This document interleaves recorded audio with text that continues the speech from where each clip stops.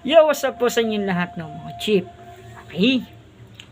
So, I'm Black. Okay? So, alam naman natin na walang perpektong tao. Lahat tayo nagkakamali. Di ba?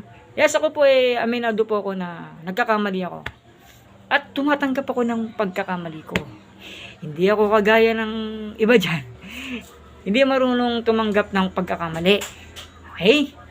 Kadalasan, pag mali na sila, ipipilit pa rin nila na tama sila. Oo. Tataasan pa nila yung pride nila. Oo, ganyan yung iba.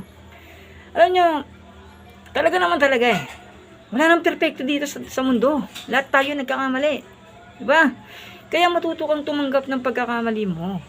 Hindi yung mali ka na nga, mangangatwiran ka pa. Hindi yung mali ka na nga, kala mo, super ano ka pa, super tama ka pa.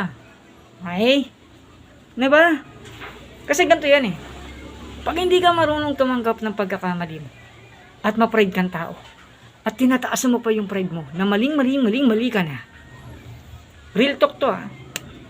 Sabi ko sa'yo, nagmumukha kang ewan yan. Tatawanan ka lang ng mga tao na nasa paligid mo. Alam mo, sasabihin ng ibang tao sa'yo?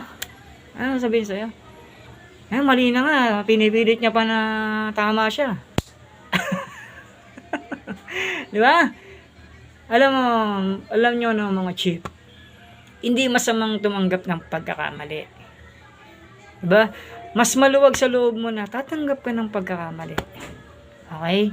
Kaysa yung makipagmataasan ka pa, kaysa yung makipagtalo ka pa. Di ba? Lalo na kung wala ka namang katwiran.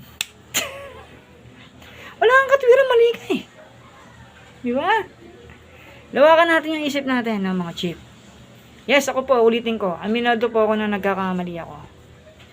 Oo, tumatanggap ako ng pagkakamali ko. Pag alam kong maling-mali na ako, patahimik na lang ako, hindi na ako sasagot. Hindi na ako mga katwiran. Kasi mali ako eh. Di ba? Sino pa naman tanga na sasagot?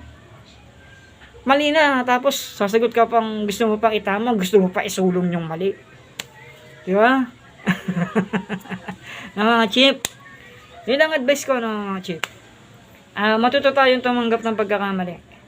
Lalo na kung alam natin sa sarili natin na malaking pagkakamali. Mali tayo.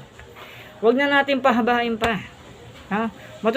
Matuto tayong ibaba yung pride natin pag mali na tayo. Ha? Okay? Yun lang mga chip, no? Ha? Good vibes lang.